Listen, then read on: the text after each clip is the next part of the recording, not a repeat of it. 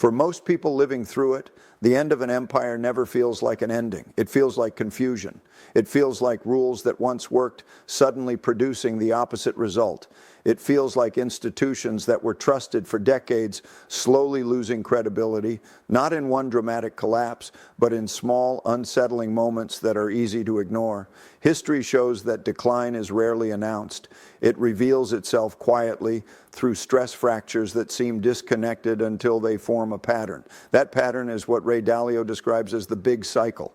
The big cycle is not a political opinion, and it is not a prediction built on ideology. It is a recurring structure driven by incentives, debt, productivity, power, and human behavior.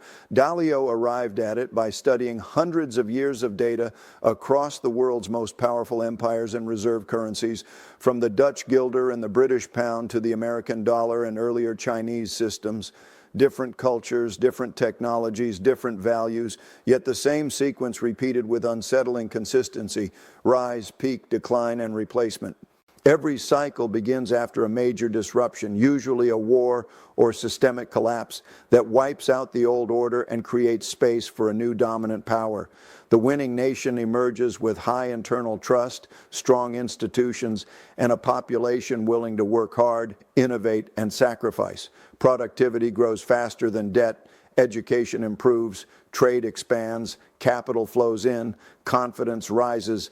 This is the early phase of the cycle, and it feels disciplined, optimistic, and focused on building something real. As productivity compounds, the country becomes increasingly competitive in global markets. Its companies dominate trade, its financial system deepens, its military protects trade routes. Gradually, its currency becomes widely used beyond its borders. At first, this happens naturally because trading partners trust it. Eventually, that currency becomes the world's primary reserve. This moment changes everything.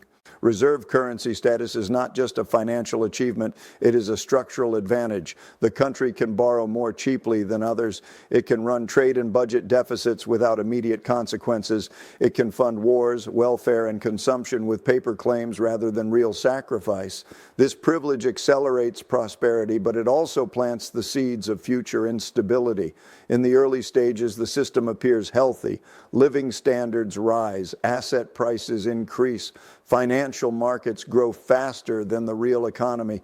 Debt expands, but incomes rise too, so the imbalance stays hidden. Success reinforces confidence. Confidence reinforces borrowing.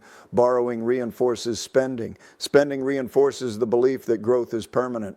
Over time, however, incentives begin to shift. As wealth increases, the culture slowly changes. Consumption becomes more attractive than production.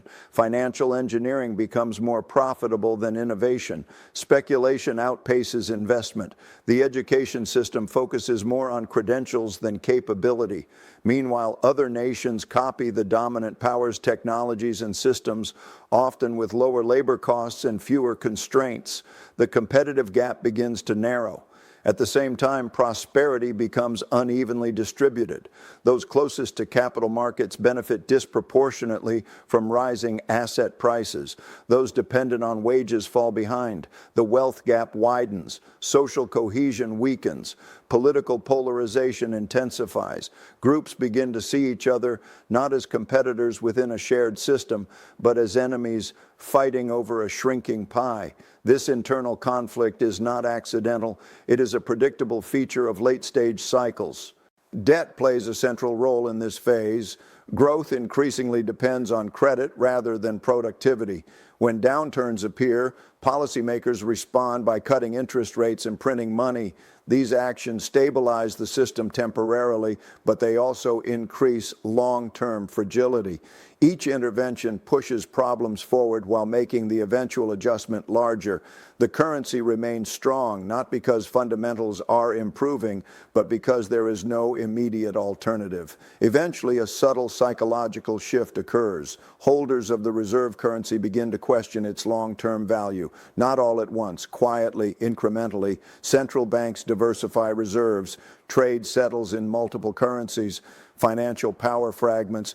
None of this looks dramatic in isolation, but together it signals a loss of confidence. The system still functions, but trust is no longer unquestioned. This is where history becomes uncomfortable because the patterns stop feeling abstract. Internal conflict intensifies as economic pressure grows. Governments face impossible trade-offs between inflation and austerity. External rivals gain confidence as the dominant power becomes distracted by domestic division. Tensions rise, alliances strain, the risk of confrontation increases. What makes the big cycle so important is that it does not depend on incompetence or bad intentions. Even capable leaders operate within structural constraints. Once debts are large, promises are entrenched, and expectations are set, reversing course becomes politically and socially difficult. Decline is not caused by one mistake. It emerges from a long series of rational decisions made under short-term incentives. At this point, it is worth pausing and asking a simple question. When you look at your country today, do you see more energy going into production, education, and long-term investment, or into managing debt, defending past gains, and preserving appearances? Different countries move through this cycle at different speeds, but the indicators tend to rhyme. If you find yourself thinking about how these patterns apply beyond headlines and politics, this is exactly the type of conversation this channel exists for. I'm curious how people in different parts of the world see this moment. Where are you watching from, and do these patterns feel familiar in your own country? If this kind of calm, historical analysis helps you see the world more clearly, staying connected here makes sense. The big cycle does not say collapse is inevitable tomorrow. What it shows is that systems move through phases, and each phase carries its own risks. Late-stage empires are not weak in absolute terms. They are weak relative to their commitments. They promise more than they can sustainably deliver. And when reality forces adjustment, that adjustment is rarely smooth. Understanding this framework changes how you interpret events. Debt crises stop looking like isolated failures. Political polarization stops looking random. Currency stress stops looking temporary. These are not separate problems. They are expressions of the same structural phase. History shows that transitions between cycles are the most volatile periods. Old rules stop working before new ones are established. Institutions lose legitimacy before alternatives gain trust. For those living through it, the experience feels chaotic and unprecedented. For those studying history, it feels familiar. And the greatest danger has always been assuming that familiarity guarantees immunity. What happens next in the big cycle is not determined by a single event, election, or crisis. It is shaped by how societies respond when pressures that were once invisible become impossible to ignore. This is the phase where history accelerates, not because time moves faster, but because cause and effect compress. Decisions that once took decades to matter begin to matter in years. In late-stage cycles, governments face a narrowing set of options. Debt levels are already high, so traditional stimulus creates inflationary pressure. Raising taxes risks capital flight and political backlash. Cutting spending threatens social stability. Every path carries a cost, and avoiding one cost simply amplifies another. This is why policy responses often appear contradictory or ineffective. Leaders are not necessarily confused. They are constrained. At the same time, the reserve currency begins to behave differently. It may remain strong in nominal terms, yet weaken structurally. This distinction is critical. A currency can rise against others while still losing its role as the unquestioned anchor of the global system. When trust erodes, participants quietly reduce exposure rather than openly abandon it. The shift is gradual until it isn't. History shows that this phase is marked by increasing experimentation. Trade agreements bypass legacy systems. New payment rails emerge. Regional blocs strengthen.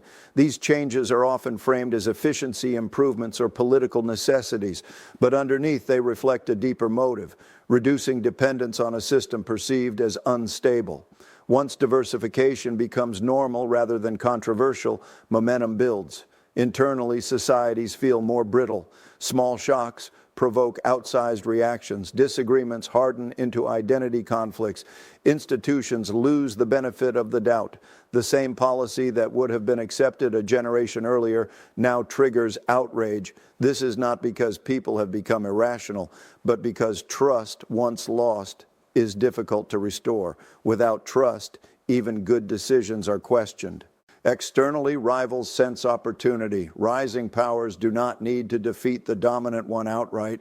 They only need to offer alternatives that look slightly more reliable, slightly more stable, slightly more predictable. Over time, capital follows stability, talent follows opportunity, influence follows both. Power shifts not in dramatic conquest, but through accumulation. One of the most misunderstood aspects of the big cycle is the role of conflict.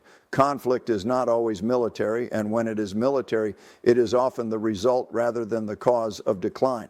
More commonly, conflict shows up as trade wars, financial sanctions, technological decoupling, and information warfare. These are symptoms of a system straining to maintain control over a world that is becoming multipolar. The psychological component matters as much as the economic one. Late cycle societies often believe they are exceptions. They point to unique institutions, advanced technology, moral superiority, or historical destiny. Every empire studied believed the same at its peak. Exceptionalism is not a flaw, it is a byproduct of long success, but it becomes dangerous when it prevents honest assessment. The most telling indicator is not GDP growth or stock prices. It is whether productivity gains continue to outpace debt growth. When they do, systems heal. When they don't, systems borrow time.